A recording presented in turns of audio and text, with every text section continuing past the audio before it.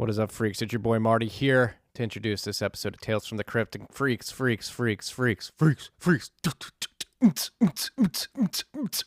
I think I fixed the audio. Let me know if I did. I'm learning here. 3.5 years into this podcast. I'm learning. I'm growing with you. I'm trying to get better. I strive to be better every day. I've got my Rodecaster Pro here now. I've been tinkering with it for about a month. And guess what? I finally got it connected to Adobe Audition, and I'm recording right into Audition right now. I figured out that I had to turn my noise gate off. That's what was messing up the audio in episodes past, recent episodes. Hopefully, this fixes the live RHR issues that we've been having as well. Bear with me. Probably not going to be fixed. Totally fixed, but we're getting closer. Audio issues. Bane of my existence, podcasting. Been in it for a while now, and I still am learning. I'm learning, just like Bitcoin. You're always learning. You're falling down the rabbit hole. There's many rabbit holes you can fall in. You got to have alternative hobbies too. And podcasting is one of mine. And part of that hobby, part of that podcasting rabbit hole is audio. Figuring it out, freaks. I'm trying to figure it out. Bear with me. Thank you for listening to the crappy audio episodes as well. Hopefully the content makes up for the lack of audio quality. This is a great episode. I sat down with Nick Hansen from Luxor Mining. Luxor.tech is their website. You can go check out everything they're doing. Nick is the co-founder and CEO. Talked about a bunch of things. I'm not gonna screw the pooch and say everything that we talked about. You guys are about to listen to it. This episode is brought to you by our good friends at the motherfucking Cash App. You guys already know all about them, all right? Cash App's how you stack sats, send sats, receive sats, sell sats, if you so please. We're saying sats, because sats are the standard. You don't have to buy a whole Bitcoin. If you're new to Bitcoin, if you're new to this podcast, welcome, number one. Number two, you don't have to buy a whole Bitcoin. A lot of people are confused about that. A Bitcoin can be broken down into 100 million units known as Satoshis or sats, and you can stack whole sats. You don't have to buy a whole Bitcoin. You just buy whole sats. You can buy thousands of sats for a $1. Actually, looking at Clark Moody's dashboard right now, not thousands. You can buy 1,948 sats with $1, and a $1 is what we refer to as the US dollar, commonly. Changing the narrative, though. It's going to be a $1. You can stack sats on the Cash App. You can set it and forget it. You can DCA, dollar cost average. That means you set a certain amount you want to buy, and you can buy daily, weekly, bi-weekly via the Cash App.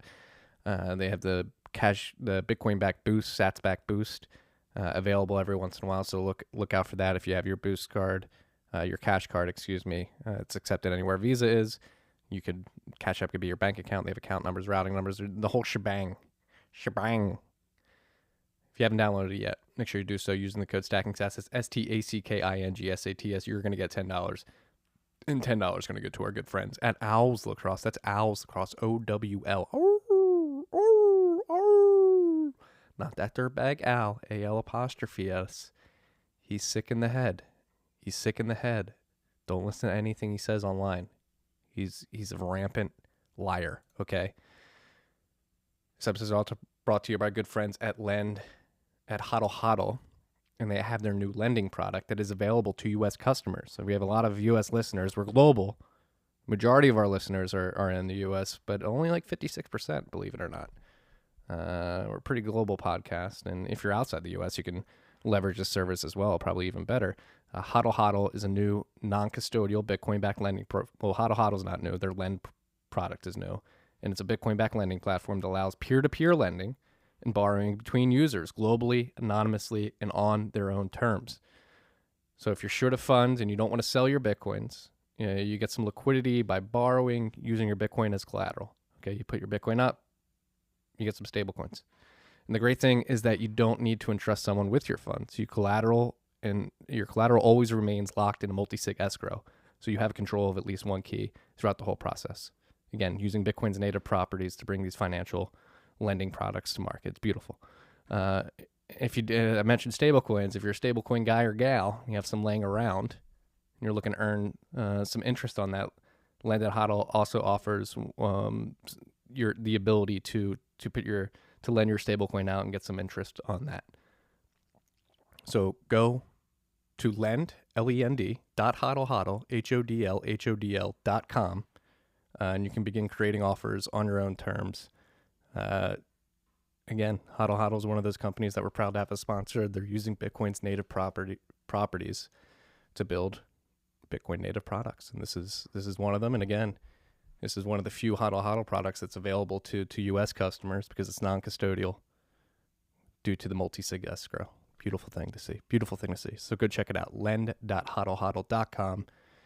We got a new sponsor alert. All right. We always have freaks hitting us up like, hey, how can I get into mining? How can I get into mining? How do I do this? I want to mine. There's a couple things you have to think about. You got to make sure you have cheap electricity costs, relatively cheap electricity cost, getting access to the actual machines. This is a very arduous process if you're doing it as an individual to some extent. And our friends at Compass Mining, compassmining.io, they want to democratize Bitcoin's hash rate and give everyone, the individuals that are listening to this podcast, the ability to strengthen the network while mining Bitcoin profitably. So these guys are going out, they're setting up co-location deals, they're getting miners from manufacturers, and they're giving you the ability to come to Compass, say, hey, I want to buy a miner, I want to put it at this co-location facility, they do that for you. They put it there, and then you get the sats. They put together easy bundles for buying and hosting. They remove all the complexity from the process. Again, they're handling the energy cost and the miner acquisition for you, so you don't have to get into that arduous process. And thanks to Compass, it's never been easier to mine Bitcoin. So go check them out at compassmining.io. That's compassmining.io. compassmining.io. Whew! Big week here. A lot going on. Do you feel the bull? Do you feel the bull run? Are the bears running scared? I think so. Hey, Peter Schiff. What's up, you little bitch? Your son is going to flip in you. It's going to be sad. You need to embrace your son and his ideas because they're pretty good ideas. Who else can we hate on here? Michael Burry. Big short guy. You should be on this, bro. You're too worried about the government shutting this down. What are you doing? This is like literally the most asymmetric trade that has ever existed. You're known for making asymmetric trades like you did in the subprime mortgage crisis. And you're just going to pass over Bitcoin like, oh, the central banks and the governments will shut it down. Guess what, buddy? Not going to happen. They can certainly try. But this is a distributed global network. You can cut off a head in one part of the world, and you're gonna see more heads pop up in other parts of the world. Jurisdictional geopolitical arbitrage. Look it up. You need to grow your know, Michael Burry. Cassandra. You think you're smart because you did the big short. Buddy, Bitcoin miners are going to be the central banks of the future. We're destroying the Fed window, and the Bitcoin mining layer is replacing it. Get caught up or get left behind. Okay, it's as simple as that. All these intellectuals are, hey, Bitcoin can't work because we need gauge theory. Gauge theory, like Bitcoin's cool and all, but like it doesn't have gauge. What the fuck is gauge theory? Who can explain gauge theory to me? And like so like I understand it and don't leave a conversation about gauge theory thinking like, what the fuck just happened? Am I getting bamboozled right now? I think so. Bitcoin works. It has worked. It will continue to work. And all these smart people are saying, I don't know. I didn't make it. I don't approve of it. Guess what? Bitcoin doesn't give a fuck. Enjoy this episode with Nick Hansen. Tiki!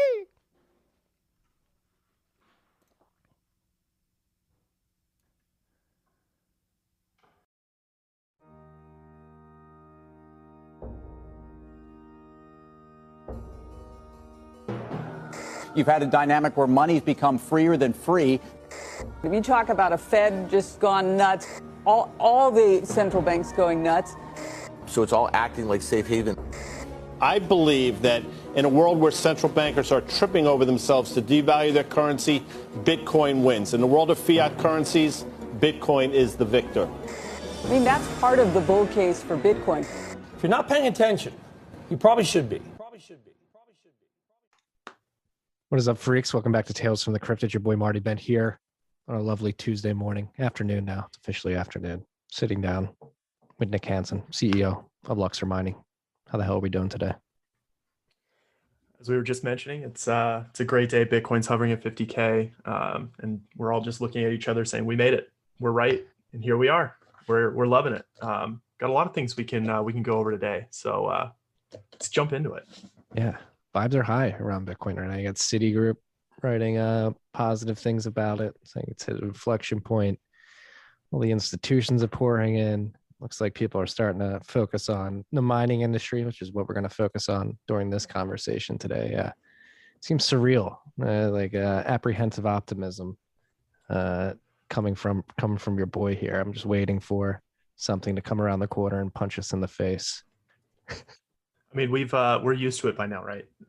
Bitcoin has had a historic rise over the last decade, but there's definitely been some bumps in between that have really tested your mettle. Turns you into a stronger man. It makes you a stronger man, I believe. Yeah, it puts hair on your chest. Certainly.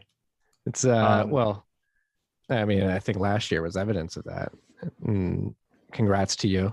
Luxor just closed a round. Yeah, certainly. And yeah, I think that's like actually an going interesting to touch topic. on that. Yeah, that's an interesting topic to start on, is like the raising conditions in recent months compared to this time last year. What was that process like, and what was the whole experience like going through that? Yeah, certainly. I'll give you our fundraising history, and then talk to you about kind of the recent round and what we're seeing now. I also brought some info about like other people raising throughout the history of Bitcoin mining. We can touch on some of those as well, but I'll just start with just my story. So we came up with this idea of what we call a Hashrate liquidation engine, something like, think of Falcon X or Amber Group for Hashrate, maximizing the value of Hashrate. And we started pitching this idea around this time last year, maybe even a little earlier. So we went and did a standard fundraising tour where you spend a couple weeks doing pitches to traditional Silicon Valley venture capitalists, talking to them about what Hashrate is, getting them up to speed on Bitcoin mining, how can and this new emerging asset class, which is Hashrate. And at the time, it was being really well received, especially given that Bitcoin had stabilized at that point. We had somewhat found a bottom. At the beginning of 2020, January, February, if you recall, was actually it's like maybe we're looking a little optimistic. 2020 was going to be a good year. Things were looking good, and then things really started turning pretty quickly. So for us, being in the middle of trying to raise right at that time, it was a time where we were really euphoric and we were really happy, excited, because we're getting great feedback. We're gonna close this awesome round. Let's do it. And then towards the end of February, early March, I don't know if you recall, that dropped down to below 3,000 early March. That was when things really turned for us. Oh, I remember that. I remember that vividly. Yeah, so that was really like you want to talk about putting hair on your chest. That was really a time where our team had just started to come full time. We were generating revenue. We made enough money to pay everybody's salaries, but we had like bigger ambitions than that. We wanted to go raise enough money to really make a splash. But then of course the early March, the phone calls started drying up, and all the money started drying up. Everybody had no idea what was going to happen, what's going to happen to not just to our little startup, but the world. Right. So it was a really interesting time to be not only attempting to fundraise, but just having launched a company with 4 new full-time members that all quit their jobs. There was a lot of stress, and it's not just us that was feeling that stress. I'm certain you were feeling some of that stress as well. Oh yeah, we we felt that stress because we're very tied to the oil and gas industry. And, yeah. Just like the price of Bitcoin fell out from under it, so did the price of crude oil. And apparently, when the price of crude oil falls, you see people shut in wells that they're producing on. So it was a nice lesson to learn last year. Yeah, shutting wells. I mean, they were literally paying people to take oil from them at a point in time there. It was a weird time. That quarter 2 of 2020 is one that will definitely go down in infamy, not just for our little industry, but industries across the globe. Yeah, no, it's crazy thinking back, like how stressful it was. Like we did 2 rabbit hole recaps a week just to try and keep everybody abreast of what was going on. Yeah, it'll and like, yeah, I mean, and we're still gonna, we don't know the extent of the externalities that are going to emanate from the decisions that were made at a global macro scale. They're still being felt today, and I think the products of some of the decisions that were made last year are starting to rear their heads, which is why I'm thankful that we have Bitcoin and we're building out this industry. Taking a bit of a segue from the fundraising trip, don't even get me started on like the monetary policy and all of the fallout that's going to come from that. Right now, if we didn't have Bitcoin, like I would feel so helpless. What would you do, right? Just knowing that this is coming. Like without Bitcoin, you would just feel like you're lost and you have no way to escape this massive tidal wave that is coming your way. I'd probably be in the woods somewhere trying to start a farm. just insulate myself from everything. So back to the fundraising tour, we really then at that point had to bunker down. So we just internalized all of this, and just went into building. We just were like, okay, we've got, our runway of over a year has now shrunk to like 3 months, maybe, we might make it to July, hopefully. Let's just put our heads down, build this thing out. And if it doesn't work out, it doesn't work out. And we'll just go back to, being corporate schleps. At that point, we started building a lot of cool new products. We had launched Luxor Switch, which is a profit switching algorithm. We launched a few more pools, non-Bitcoin pools, but other pools, and it was a time when we actually really just hunkered down and built the tech. There's a lot of tech that needed to be built. I was just coding all day, every day. Eddie was coding all day, every day. Ethan was out finding new customers. Guzman was analyzing all the data, finding new customers, just really grinding it out. And then things started to turn. There was a couple of bright spots during the that summer where we're starting to see the prices are starting to normalize. Economy is shut down, but it doesn't seem to be affecting the prices of any assets or at all, which was very strange. Internally we're having a hard time kind of rationalizing all of this, but that's okay. Like my business is doing well. So at that time, we were able to repivot and start to think about what is, we've made it, we're not going to die. We've made it. So now let's start thinking about how are we going to expand? And so late July was when we started thinking about, okay, let's go do another round. We're not going to probably get the valuation that we want. It's still given, uncertain market conditions. Let's put together a smaller round at a lower valuation. We'll give up, a lower amount of dilution and go, raise some money. So we went and initially we were just going to raise $500K at an $8 million valuation on a safe.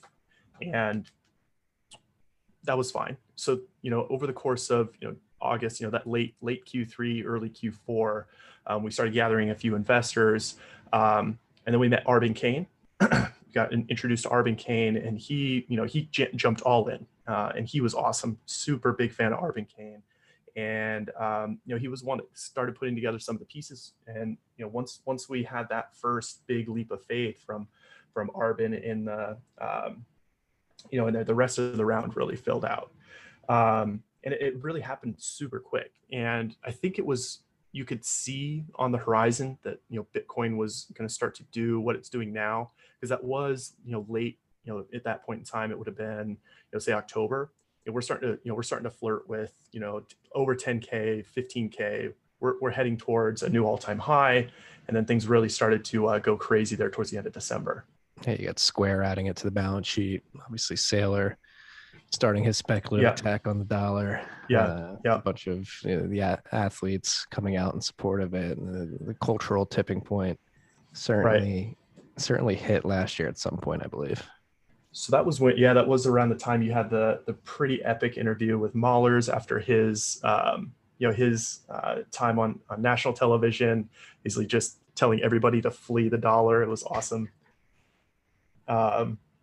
He was working with Russ, getting, like you said, there's all this stuff that was just kind of culminating in our little microcosm of this small industry really coming together for us at a great point in time, which, any great businessman will say that they prefer to get a little lucky sometimes. And, maybe we got a little lucky. But I think, what I drew from that mostly was that we built our own luck. We were able to, and you do the same thing, right? You're in a great position now. Your company's doing really well, but you had to build your luck, and you built that through putting hair on your chest and weathering tough storms and becoming a better man for it. Yeah, no,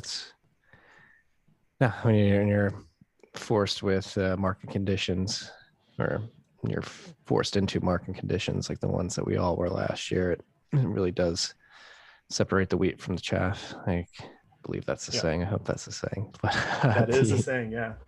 So we just put your head down and building every day is what gets you through it, right? You just can't focus on the short term. Just keep your eye on the prize.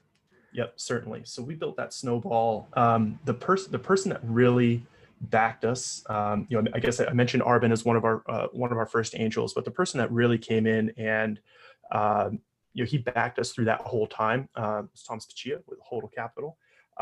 He came in as an angel. He was really committed to our idea, wanted to see this idea, at the time we were calling it a hash rate exchange, but now it's become even more than that. We call it a hash rate liquidation engine.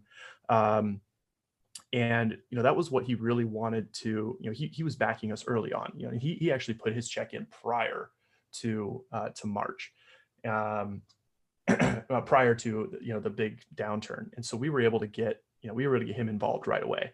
And that was that first sign of somebody really committing to you and understanding, and having some level of conviction in what you're trying to bring to the market is definitely.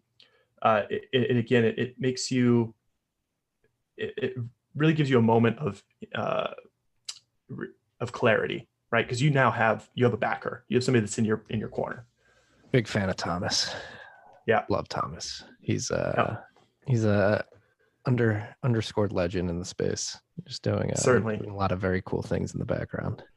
Yes, he is. He's one of those types for sure. He's involved in so many things that you probably never even really think of.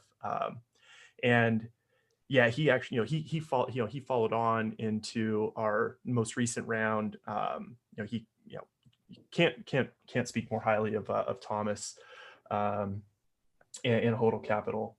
So that that was that's mostly our story. So we closed the round. We got Celsius, we got Hive, we got Argo, we got Arbin, we got Leighton Capital, which is Olivier and Wouter, if you've ever heard of them. So we got all these guys in, and they're all strategics. And that was something that was actually really important to us in this round, was as we started to see like this was really going to come together, we really wanted to keep it strategic, get everybody that's on the cap table to be in some way related to what we're trying to do. We weren't at that point, we kind of decided to eschew like your standard Silicon Valley VC, looking for like a consumer app or like, a widget or whatever. We wanted people that really bought into the vision and the idea, and they weren't just trying to put together, puzzle pieces. They were a part of the puzzle, if that makes sense. Yeah. No, I think especially when you're building a business and raising money for that, I think having the stakeholders aligned at the investment level is imperative, because you need people that understand Bitcoin and the vision of what we're going for here as an industry, and what you as a company going for specifically, because there's a lot to build. It's not straightforward to explain to everybody, especially when you're dealing with a nation technology like Bitcoin. Having to understand that, and then explaining the products built on top of it. You need people that sort of have a base layer of knowledge. You can just like, all right, I understand this, run with it. Have you ever pitched anybody before, like a non-crypto person? Yeah, believe me. Yes, we're pitching oil and gas producers, which are a bunch of old dogs trying to learn a new trick. And it's so you usually get an hour, right? So this is if anybody out there is like getting ready to raise funding and wanted to talk about like kind of our experience in more detail, usually you get about an hour, maybe 45 minutes.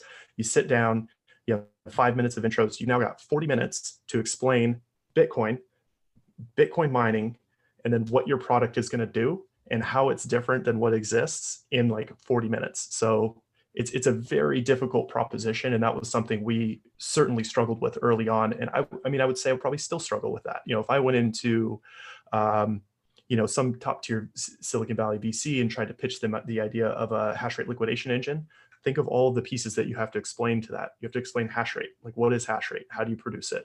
You have to explain a liquidation engine. You have to explain all of these concepts. And it becomes a very difficult task.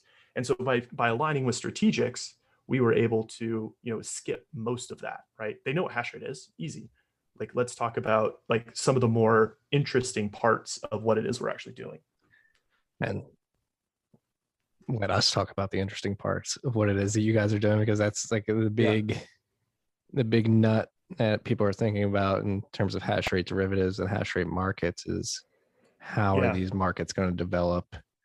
Who's going to be a market maker on the sell side or the buy side, excuse me, and how does this all come to market in a way that benefits speculators and miners looking to either bolster balance sheets or expand operations? Yeah, let's we can jump into that. So let's actually just take a look at something that exists today. I know DeFi may be a little bit of a taboo subject here, but it does exist, and so maybe we should take a look at some of the things that are happening over there.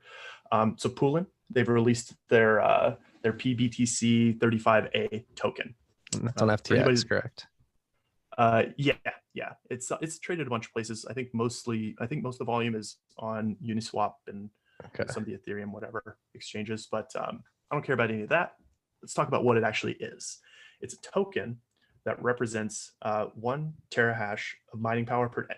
And then they normalize it. So they take this idea of hash rate and put it into a bucket, right? So they bake in some of the, whenever everybody on the call that's ever done like a mining calculator knows, you put in the power price, you put in your pool fee, and then you put in like your terahash per second. And then you can spit out like your profitability per day. I'm sure you have one of these. Yes. So anyway, they take this idea, or they take this, and basically if you own one of these tokens, you're entitled to the output of a miner with that classification. So for the BTC 35A token, they bake in an electricity fee of 5.83 cents, a 2.5% pool fee, and a 35 watt per terahash power ratio. Mm-hmm. Right. And so right now, those are selling. If you went and bought one of these tokens, it's about $120, $118.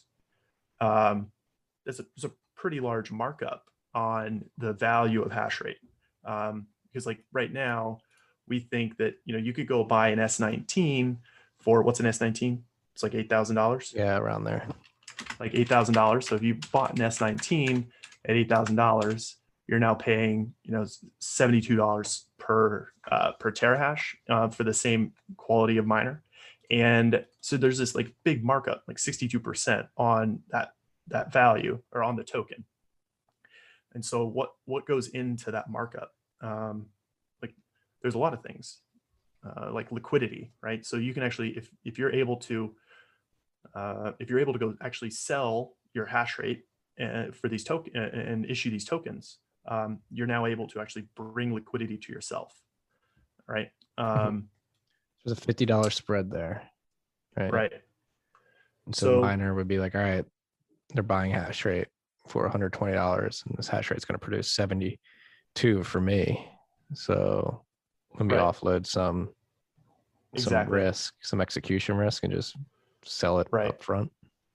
So right now, like Poolin only allows I think it's probably their internal mine or something. And they've only issued 200,000 of these tokens. So that represents 200 petahash of these tokens that exist in the world. But you could think of, if they could figure out a way to, decentralize that more, where they're not the ones actually issuing the tokens, it's possible for, say GAM or anybody to go and sell a portion of their hash rate and get these tokens in return. Then they could go and turn around and sell those on the open market and take in, they could lock in, like you said, a profit, on some future value. So does this token exist to solve the spot selling of hash? Like, right, so people talk about forward contracts where you sell hash up front and deliver it in the future. Well, I think this token exists, in my opinion, this token exists right now because it's very profitable for Poolin to do so.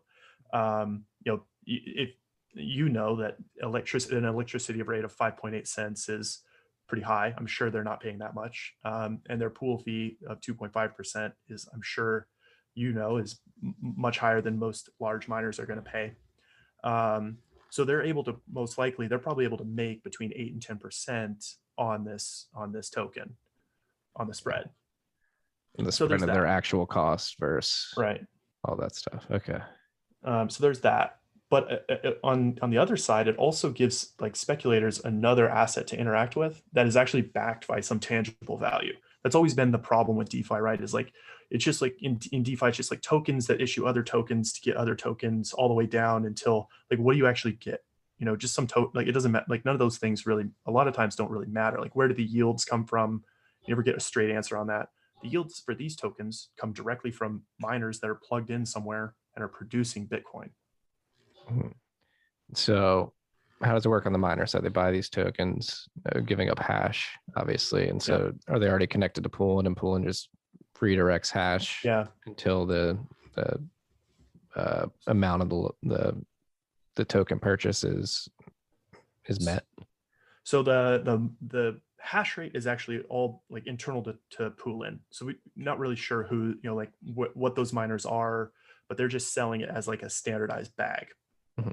From the buyer of these tokens side, from their point of view, when you purchase one of these tokens every day, you receive some amount of coin that represents what that terahash would have generated for the day. Does that make sense? Yeah. In Bitcoin. Yeah. So you receive that in or wrapped Bitcoin, but Bitcoin nonetheless. And so in that case, like what you're actually producing, like what you're actually purchasing is some yield generating vehicle. I'm thinking of the delivery of hash though. Like how does that change? Right. So uncertain how that would be possible, right? Because like there's always the there's always the execution risk. Like if you ever made this like a decentralized thing, if at any point it became more profitable for the miners to just mine themselves, they would just turn them off and then the tokens would no longer be fulfilled. Right. So there's no way to like force a miner to keep doing what they said they're going to do, right? Yeah, that's kind of the idea of mining. So if they did this in a decentralized way, there's no way for them, like right now, there's really no mechanism to make that work. So that it kind of has to be centralized right now, and that's probably why that's exactly why they did it the way that they did, is because there's really no way to force a miner to continue to produce hash rate if it's not in their best interest to do so. In this way, Poolin has in some way put their reputation on the line to continue producing that hash rate up to a point. I imagine if the value of the tokens ever went negative, they would just turn off the distributions and say like the tokens are, at that point the tokens are probably worth zero anyway. And so then like at that point they wouldn't really have any risk on their side. They would just turn off the distributions. Yeah. But I don't know how you would do this in a decentralized way. Yeah. Right. Because like with the delivery of the hash rate is like where I get hung up. Right. With this stuff, like with these derivatives, like not even just this particular Poolin products. Like if you were to sell, like even like a hash rate forward contract, can you guarantee execution risk on the backside?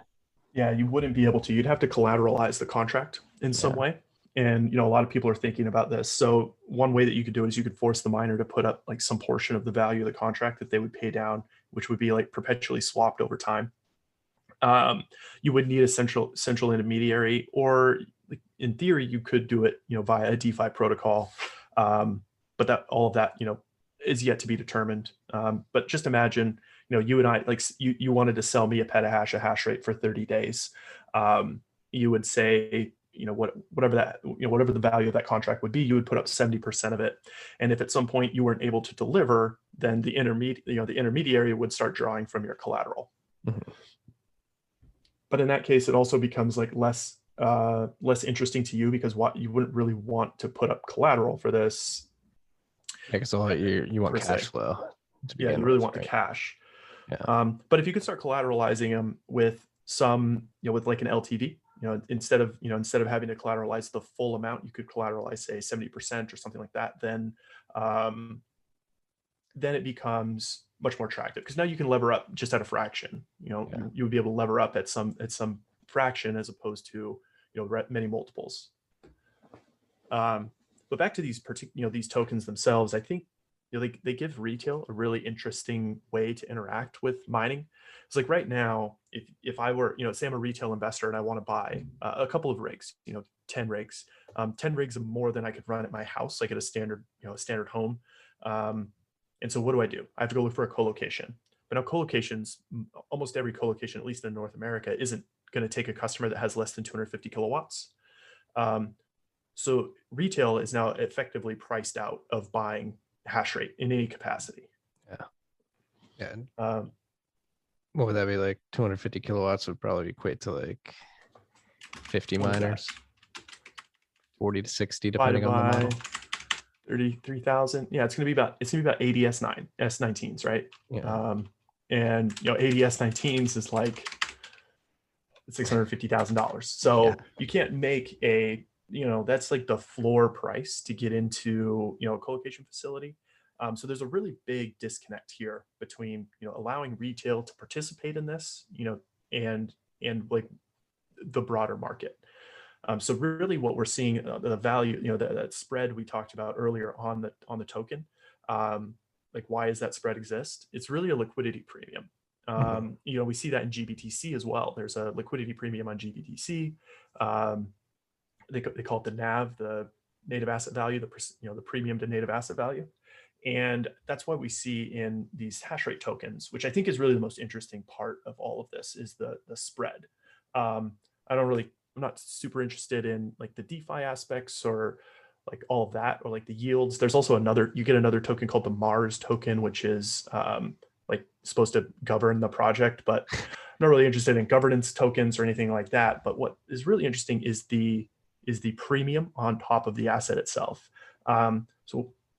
And I think that premium right now is actually, it may go up. Like, I think it may go up because more and more people may be interested in getting some asset that yields the value of mining without having to actually get into mining. Yeah. Right. It's like, what does that premium represent? Exposure to mining. Like, so assumption is that people want exposure to mining directly. And then that leads to the question, all right, why get exposure to mining directly via this type of product versus just buying Bitcoin directly, right? Like what are the trade-offs and decisions that go into that process? So with your Bitcoin, it's unless you're willing to lend it to someone, there's really no other way to generate any yield, right? You can't really make any more Bitcoin with your Bitcoin unless you're willing to take on some risk and give it to BlockFi, give it to someone.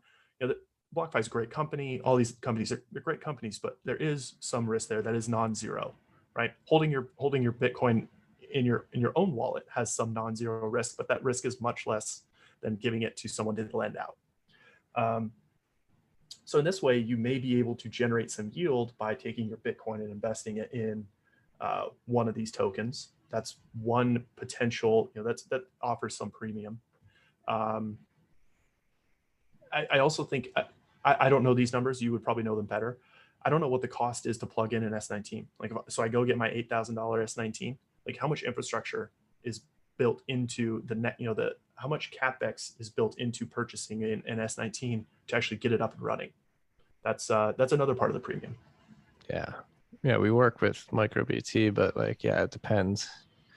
Right. Pretty significant, especially if you're using the top of the line hardware like an S19. Like, it's right. It depending on your cost of power production.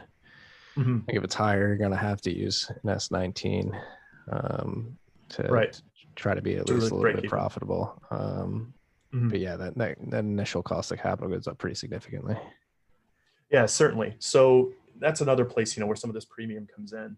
And then another mental exercise that you can do with this token is start to move around some of the parameters. So like an S9, we know can be profitable in some cases, right? Like I know people are running them today. So you take one of those S9s and you plug it into this equation, and you would see that an S9 is worth like $1,700, right? Insane. But we know it's not, right? Yeah. We know it's not.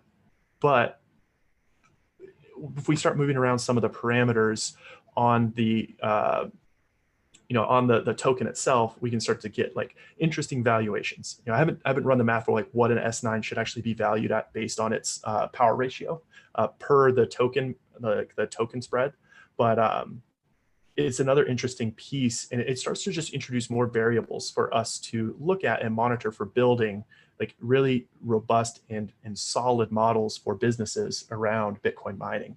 And that's really like the core of this, this podcast would be like, these things are interesting and they produce more data for us to look at and give us another lens to view our own industry through. Yeah, help price risk, right? And hedge risk at the end of the day, and opportunity cost and all that data necessary to make smart business decisions, especially for an industry it's got a significantly high execution risk, like the mining industry. And I mean, it's like something, again, like I said earlier, the nut that people have been waiting to get cracked is how do you help these mining businesses de-risk their operations via these types of products. So, and then the other side of that equation is who wants to take on that risk on the institutional or retail side, and what are their drivers? And so it's just infinitely fascinating to see the formation of this market structure begin to materialize.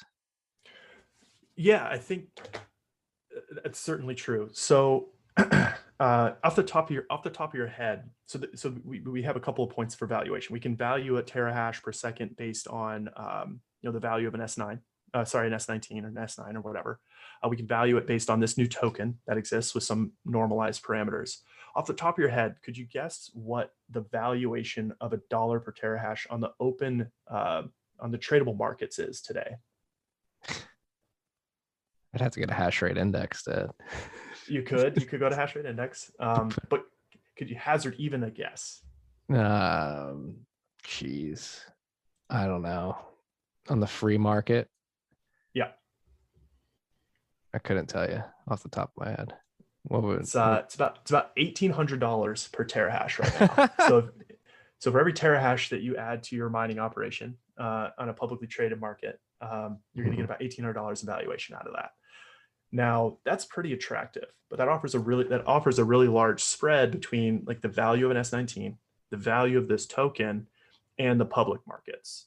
So like where I'm drawing that $1,800 number is, if you have 1 exahash of hash rate, you're getting valued at about $1.8 billion.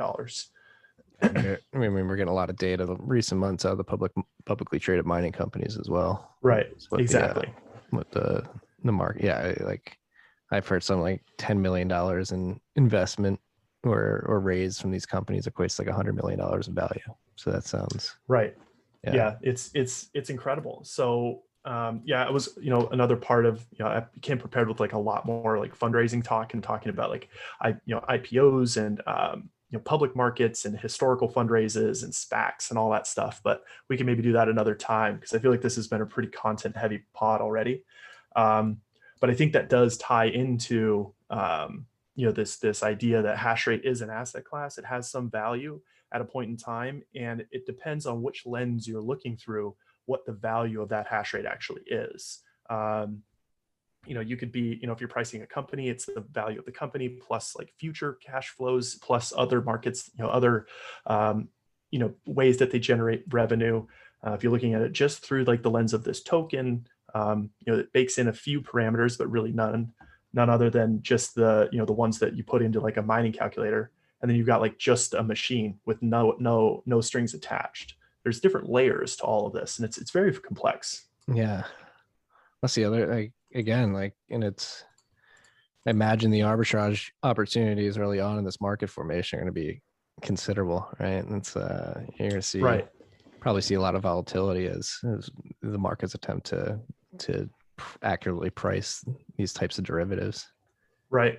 So I imagine you and I would say probably any other miner in the world right now would go and sell their hash rate if they could to a token like this, because you're generating a very large upfront value, right? You get to go sell every terahash you have for $120.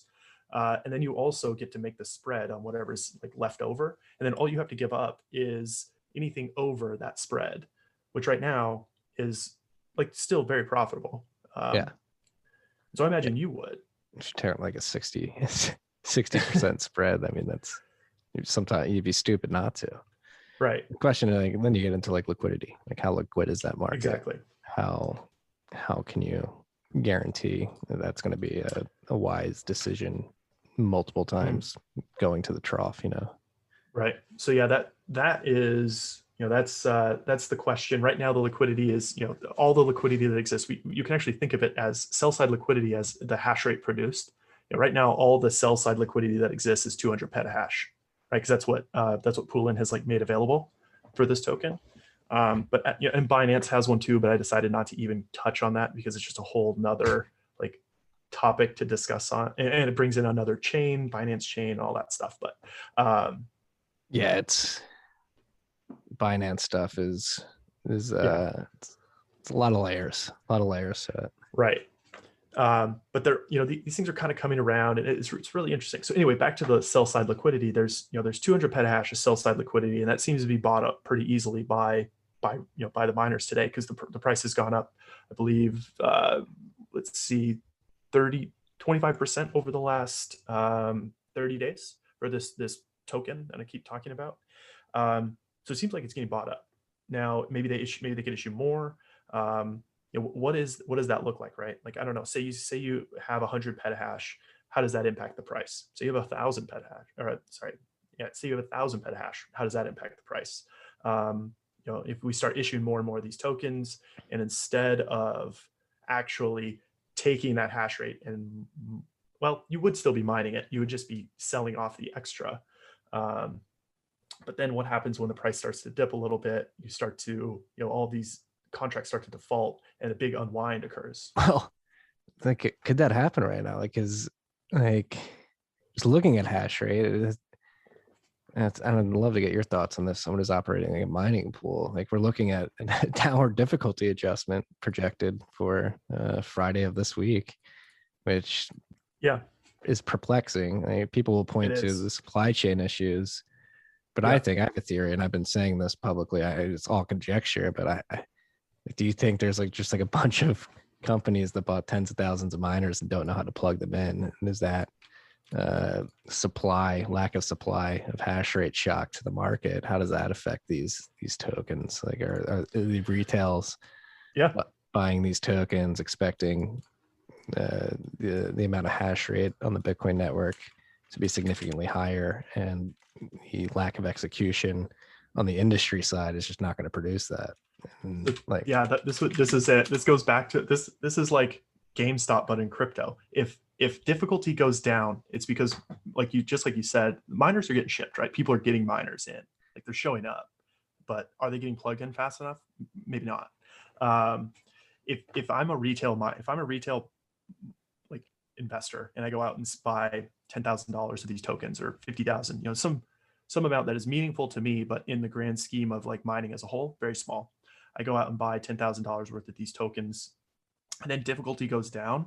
I've now effectively dumped on institutions, because I'm able to now take and generate way more yield from these tokens that I went and bought than I would have otherwise. And, you know, it's really cool to see that happen. But yeah, like you said, I'm with you. I think most of the reason that the difficulty would be going down is most likely execution. Yeah, it's crazy. It's like you got the price hovering around 50K. It's up like multiples over the last 6 months, and hash rate's only up 15% since September or something like that. Yeah. Oh yeah. You know, I don't want to shill hash rate index too much here, but you know, we've watched this very closely, and the value of your hash rate has gone up. It's actually above where it was before the halving. Yeah, that's great. I mean, as a company that's currently executing and plugging in miners, it's a windfall for us, right? 'Cause Yeah. we have all these models that we're projecting out.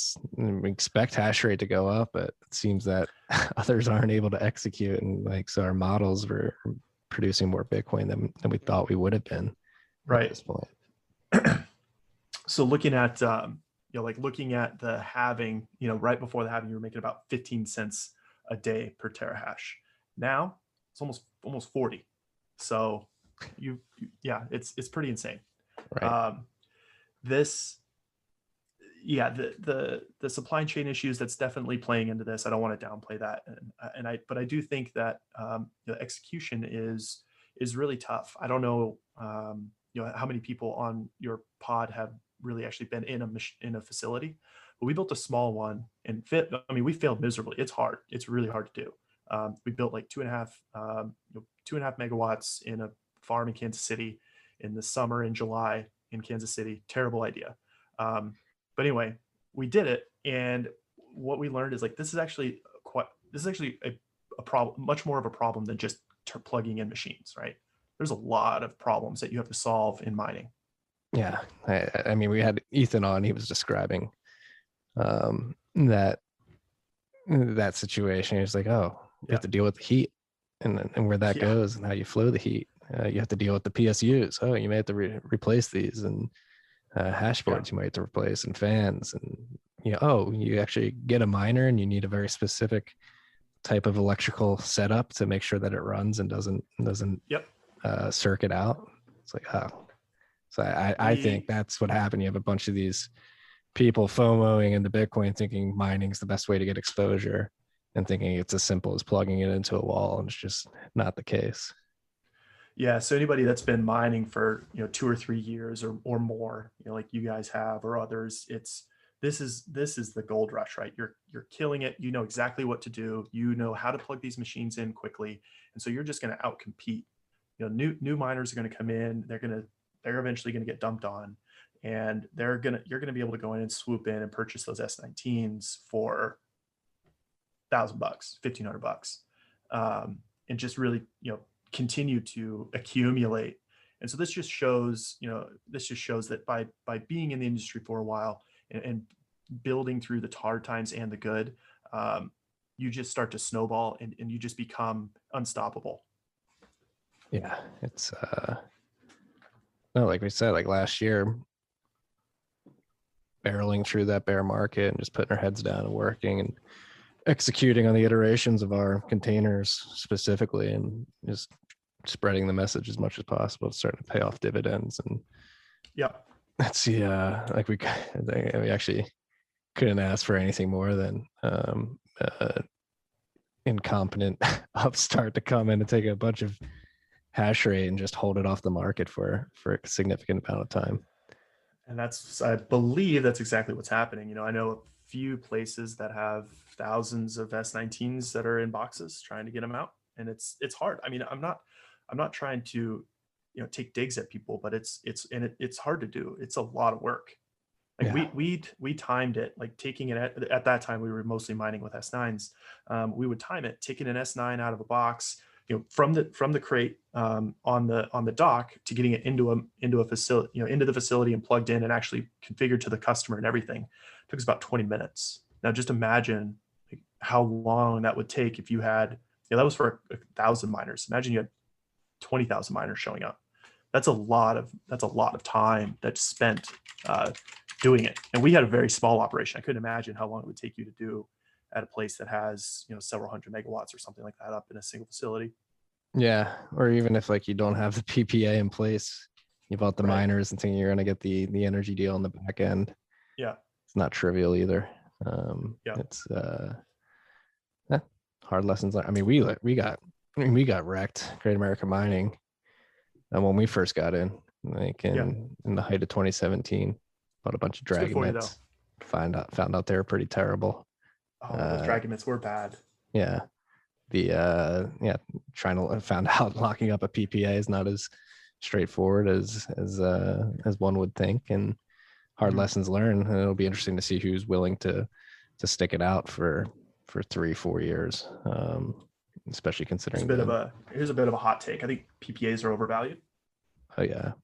Well, that's why we're off grid. I Right. mean, our long-term thesis is that off grid is going to be the way to go. We don't want to. It's the only way. Yeah. Yeah, we've. I mean, just having gone through the process of trying to set up these PPAs, there's too much. There's too much risk, right? They can be.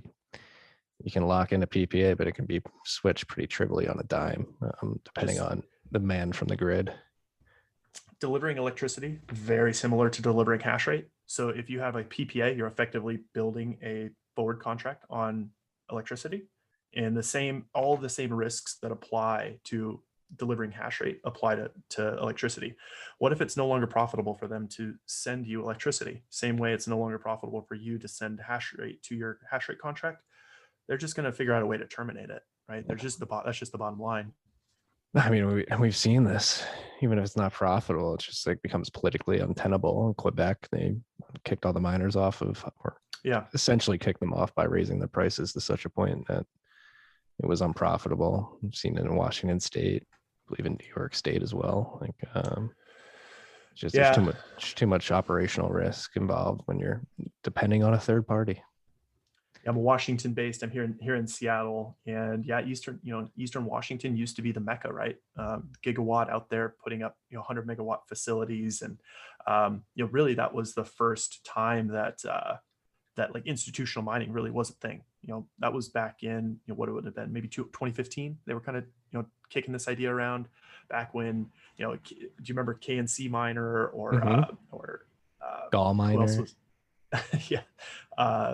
I guess that was even around the time the Bit Theory was really getting started. So I think you're right. These PPAs are definitely something that is a risk to anybody that's coming into the space. I think you have to have that as part of your roadmap, self-generation. Yeah, I think because at the end of the day, I mean, they're going to serve the grid over the miner. I think it's just going to happen. Yeah. And that's actually like miners shouldn't be. I mean, they should or shouldn't do anything. It's not going to be a good look of like, oh, we don't have electricity or electricity is so expensive because miners are consuming all of it. I think you're hit the nail on the head. It really speaks to like this, Bitcoin. It forces sovereignty, whether you like it or not. And if you're not able to be sovereign and really guide your own destiny, you have to think about those parts as like operational risks. Yeah. So it'll now again, I mean, and then it's more expensive too when you're doing it on the grid. It's harder work off grid, but if you can execute, it's worth it significantly.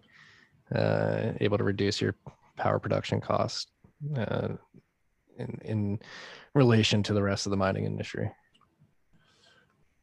So I mean that's really all the material I have for the Hashrate token itself. If you want, we can dig into a lot of fundraising talk, a lot of financial markets, IPOs, all that stuff. I think this is going to be a crazy year for mining stocks. Yeah, well, let's talk about it. Like, I mean, sure. I mean, I think I agree. Based on what we're seeing, and so like we at Great American Mining, we want to stay private, hopefully forever, but at least as long as possible. Okay. Because once you go public and you have shareholders involved, you can't do the things you want to do with the Bitcoin that you mine. Right. You sort of have to have it sit on the balance sheet and think of the shareholder. So it's interesting to see all these publicly traded mining companies and the moves they're making, but their valuations are going insane. And it's almost like, you're making so many cuck bucks. Like you can just take that and buy a bunch of Bitcoin with it as well. So what are you seeing? Exactly that. So you have some of the same risks as having a PPA with going IPO. All of those, some of those execution risks. Let's look at some of the fundraisers that have happened in the past. Let's go back to 2014. Hashplex raised $400K. Some of it came from Barry Silbert, which is now DCG, and they have Foundry. basically the idea was a co-location. That was it. Plug in your mine. You send us your miners, we plug them in, take a cut.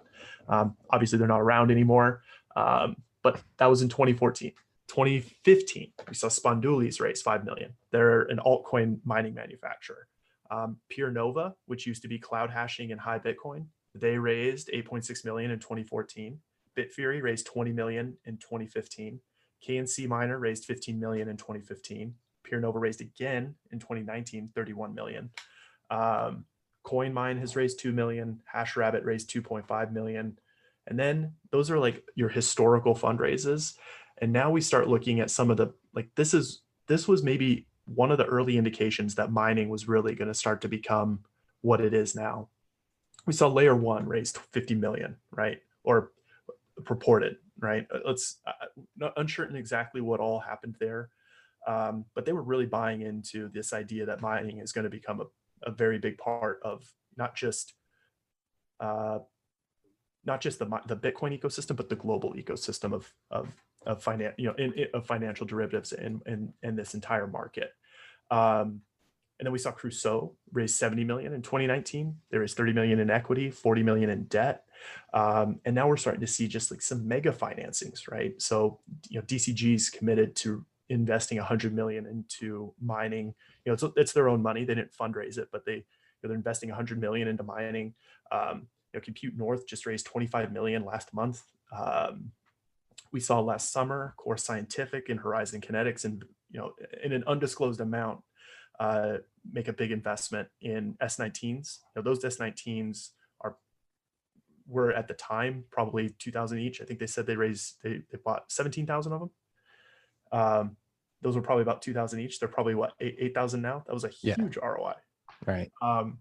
So we've seen a lot of these financings in the past, but they've just gotten so big, as with everything in Bitcoin right now.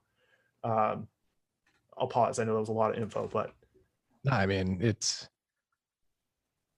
crazy the numbers that are coming out, like in terms of valuation and amount of miners scooped up, tens of thousands at a time. I mean, tens of thousands. Bitfarms just announced today, 42,000 micro BTs. Yep. Yeah. And then, so those were all private placements, right? Those were like your, equity financings, your equity debt financing, traditional, kind of traditional venture capital investments.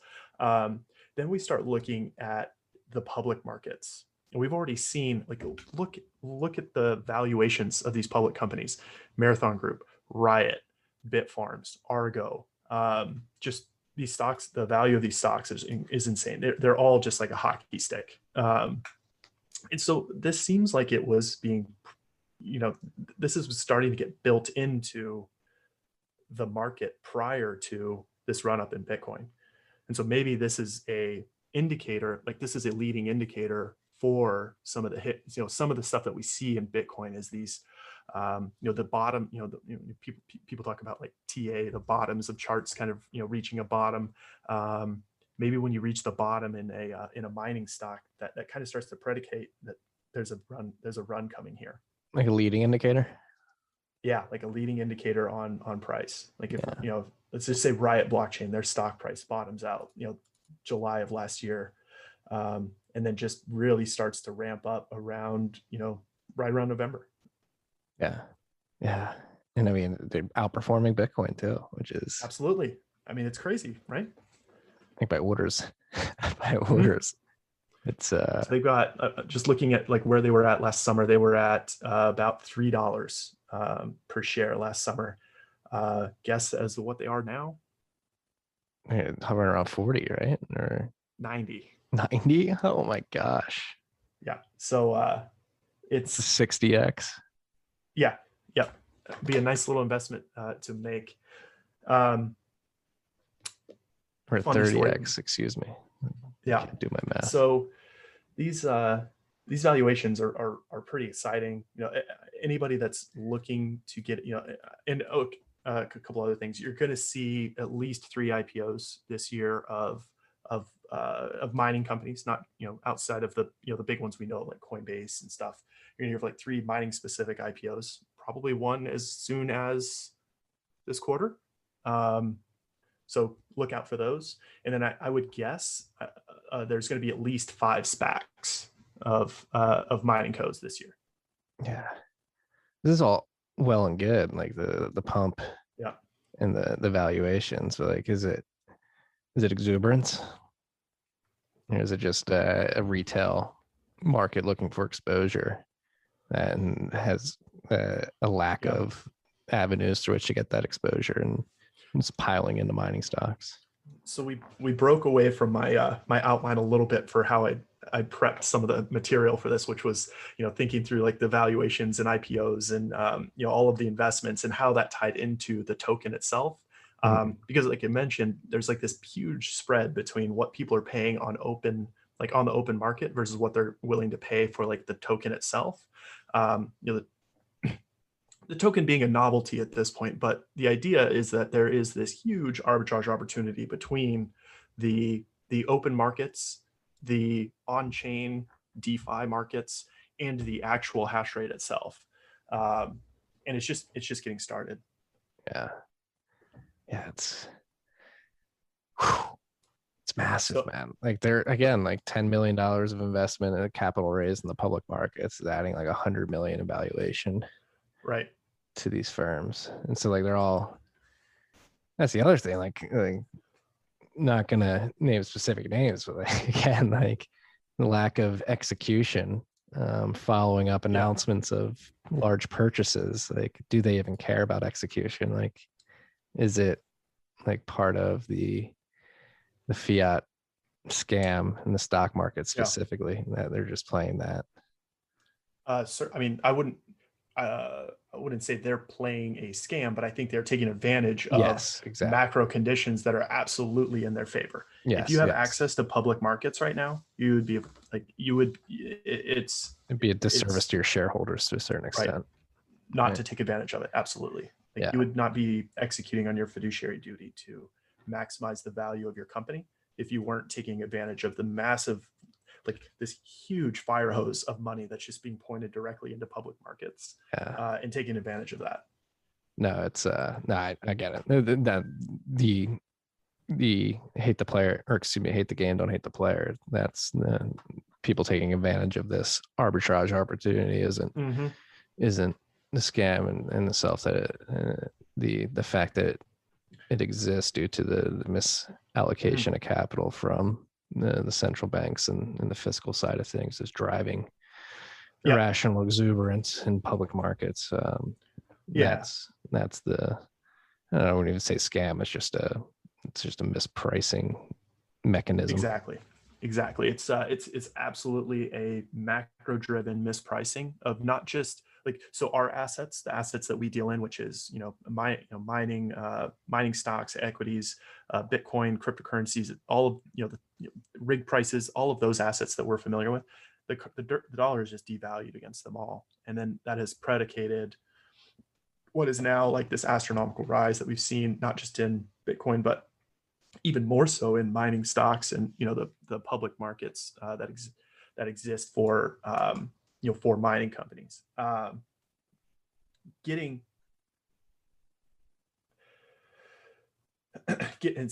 access to those markets is definitely, is important. But what is the mispricing now, right? Are these assets being mispriced, or are they just are they in, purely in price discovery, or are they being mispriced? Are they being over exuberant? Like, is there over exuberance, or is the value of these assets actually, correct? And what was wrong before was the value, the dollar.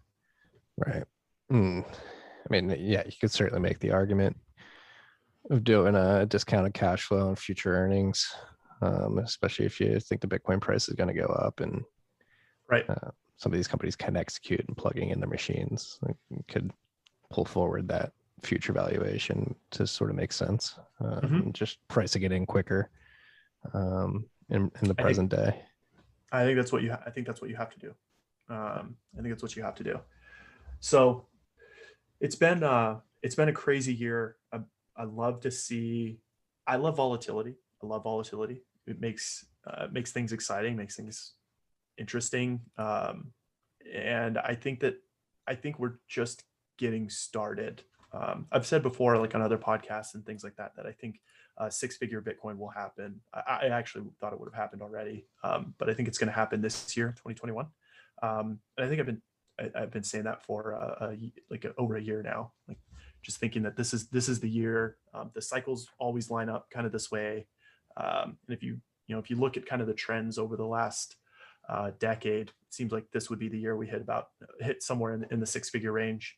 Some people have their targets maybe a little high, but I think if we landed somewhere in the mid twos, like that would probably be a pretty solid run here. Yeah, no, I mean, nothing's a foregone conclusion, but just the amount of capital that's flowing into the space is insane. And yeah, it's, I mean, you have mayors saying they want to pay their employees in Bitcoin. You have a senator on the Senate Banking Committee who's a Bitcoin advocate. You have like Michael Saylor speculative attacking the dollar, Tesla 1.5 billion, Twitter just offering a convertible note for 1.5 billion. We'll see how much of that they are able to raise and what they do with that money. A lot of people speculating about what they're going to do with it, but nothing has been made certain yet. I guess we'll find out next quarter. Yeah, Apple 2.5 billion. Yeah. Oh, they're doing an offering as well. I think they said that yesterday. Did not catch that one. There's or maybe that was somebody trolling me. Maybe I look like an idiot now. I've been extremely busy. I could have easily missed it. There's also Twitter's getting involved with Square is making some investments in like clean mining actually. So they're actually looking at making an investment in some sort of clean clean mining tech. So that's pretty cool. I just think there's, like you said, there's just so much capital coming into this market, and there's just so much capital in general now with how much was printed in 2020 and what looks like it's going to continue in 2021. It's got to go somewhere. Yeah. Well, so, I guess we can end it on this conversation if you have time. Like the investing in mining operations historically throughout the first 12 years of Bitcoin's existence has been a bit taboo. Like, why would you invest in mining when you can just buy Bitcoin straight up? But I'm under the impression personally, and I think this is more people are coming around to this thesis, which is like exposure to mining is going to be imperative, especially if like you're in the exchange business or a business that is facilitating the purchase and sale of Bitcoin on behalf of retail investors. Like the amount of money coming into the space and pulling the free float off of the market is such that like, are they going to be able to tap into these OTC desks as easily and often as they have up to this point? Like, are these exchanges and other similar services going to need equity exposure in a mining operation just to get access to flows of Bitcoin? Like, you're saying they would use it as a way to provide liquidity. They would use it as a liquidity funnel. Yeah. At least like in 2030s, 2040s, I think obviously if Bitcoin I think it will survive until then. And if it does get to that point, like if you're building financial products on top of Bitcoin, you're going to have exposure to mining, right? Because that's another theory I've been throwing out there, is that if Bitcoin's successful, it shifts the distribution of production and distribution of the world's monetary good from the Fed window to the mining layer. And the financial stack will be built on top of that. And you're building some of the nation products on top of that stack. So many pieces to unpack there, right? So first thing was telling retail that mining is a bad investment. It certainly can be, but right now you can mine a Bitcoin with an S19 for like $6,000. Right. That, and price of Bitcoin is about 50K today. Like, that's a pretty damn good ROI if you can swing it. So I do reject the idea that retail shouldn't be investing in mining. It looks really bad when it's July 2019 and you can barely break even on the latest gen hardware, even with like 5 to 6 cent power. But now, during that time, you have to consider that your building time, right? You have to be investing, building, thinking, putting together a strategy. All of this you have to be doing, not just in the good times, but in the bad times as well. And so I do reject that. Now, looking at the other end of what you propose there, I don't know if there's going to be, like, the question is there going to be enough liquidity at all ever, right? Like, I actually posted on Twitter sometime last year, if you bought $1,000 worth of Bitcoin per month, every month, would you ever own one Bitcoin? Starting, I think it was in November. Right now, you're very far away from that being actually the case. And I think you're going to be even further away from that being the case later this year and even early into next year. I don't know. So the question is there ever going to be enough liquidity? And there's a lot of things that you have to unpack for looking into like the 20, into the time frame of like 10 years from now. There's so many different things that are going to change in mining. So we're going to have twice by then, right? So instead of being 6.25, it'll be 3.125. And then after that, 3.125 divided by 2 is going to be 1.5625 in 2030. That's how much Bitcoin is going to be released every 10 minutes. Right now it's 6.25. You either something changes between now and then. I don't think they'll fork in more coins, or transaction fees need to drastically increase to either make up that difference or price goes up. We've seen many times that the amount of transaction fees in the block as a percentage is continuing to go up, but the amount of transaction fee in the block seems to stay like within some bounds. Like it never really goes parabolic. Maybe a little bit during some crazy parts of the bull run, but overall it kind of has some bounds. So looking at right now, over the last 2016 blocks, the average fee versus reward is 13.65% or around one Bitcoin. And so what you have to, and then you also have to remember that was like as a percentage, it's going to increase because the amount of coin per block is going to go down. The subsidy is going to go down. Right, yeah. The subsidy is going to go down, but is the amount of transaction fee going to replace that entirely? I would say maybe probably not entirely. So all that can move is the price. If there's not enough liquidity coming in the block reward or the transaction fee, the only thing that can move if there is still demand side pressure for this is the price. Yeah. Bitcoin's designed to pump forever. Bitcoin is designed to pump forever. That's what in terms of like the debate around fees and whether or not they'll be sufficient, that's the factor that you just mentioned, which is price going up is typically left out of that. They look at fees statically and present value, right, and say, oh, this isn't going to suffice. Well, it's like, yeah, the price is going to go up. Fees will go up. Right. Fees will I do see fees going up. I just don't see them going up fast enough to make up the delta. Maybe not yet. Maybe right. Once we get to that like the 2028 halving, which would be the down to 1.5, like that would be the point where like you have parity between block reward and transaction fee amount.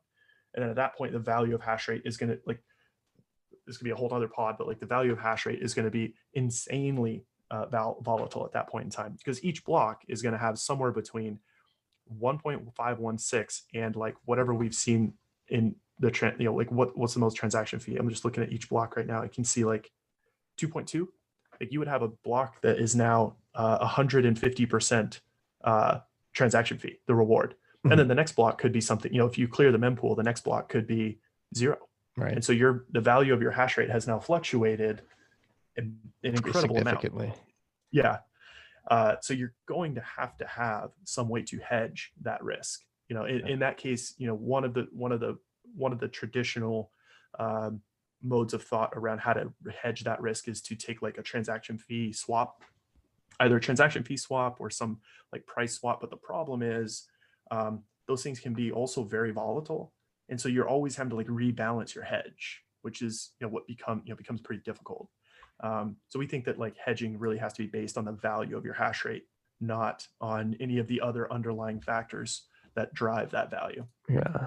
And I think people sleep on the ability of mining operations to use waste heat to produce supplementary revenue streams. It's another like revenue outside the block reward.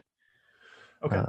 That's made possible by just the physics of mining, especially if you're producing Something a lot of heat. I've always heard is that the delta there is not high enough. Like there isn't enough of a gradient between the heat that is produced by a miner and like what is considered useful heat. Yeah. And maybe that's like a pod for another day, but Yeah, it's a whole nother conversation. No, we mulled over some ideas at GAM to experiment with stuff at scale. We'll see.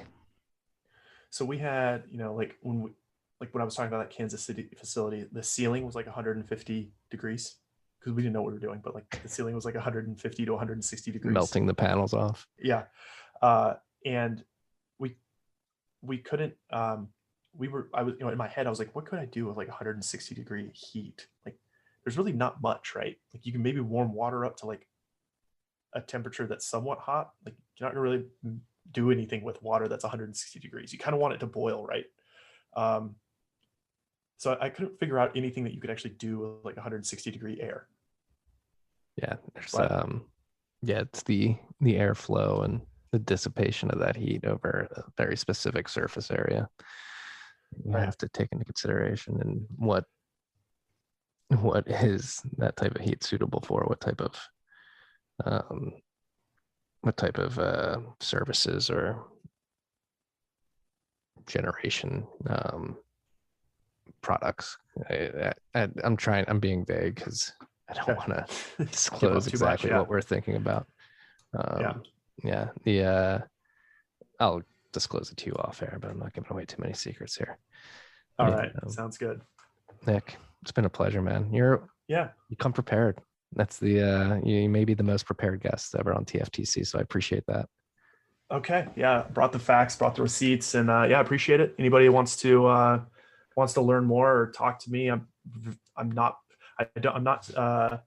super popular on Twitter, so you're going to get a ton of engagement from me at Nick Hansen 600. Also luxor.tech if you're interested in mining, hashrateindex.com if you want to look at some data around mining. We track all sorts of stuff: stocks, hash price, price of rigs, all sorts of things. And we also put together some pretty good educational content too. Like, all the stuff that I talked about today is just a distillation of the content that we put together on Hashrate Index. So feel free to hit me up.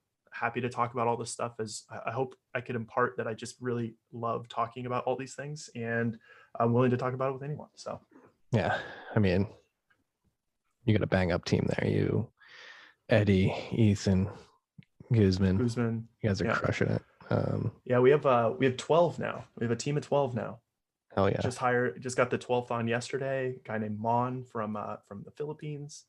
Got a couple people in Argentina, two in Dublin, one in LA. Ethan is somewhat of a nomad now. He was in Barbados. Now he's in Mexico. Ethan. Eddie Guzman's in Dublin, Mexico, just all over the place, man. Guatemala. Globally distributed team for globally distributed network for globally distributed product. We certainly do say that internally. We definitely want to be remote. Gives us a huge advantage. Yeah, I mean, believe it or not, we're remote too at GAM, and it is gives us an advantage too. We've got our experts in each field and in the areas that they need to be, and it works out well. Yeah, well, I really appreciate it. Thanks a lot for having me on. This has been great. I love the TFTC podcast. I really appreciate you having me on. I'm happy to come on any other time, talk about whatever you want. I'm sure we have much more. I mean, you already alluded to like 4 more episodes throughout the conversation, so we'll definitely do this again. Yeah, certainly, man. Appreciate it. Yeah, keep crushing it. That's all we got this week, freaks. Peace of love.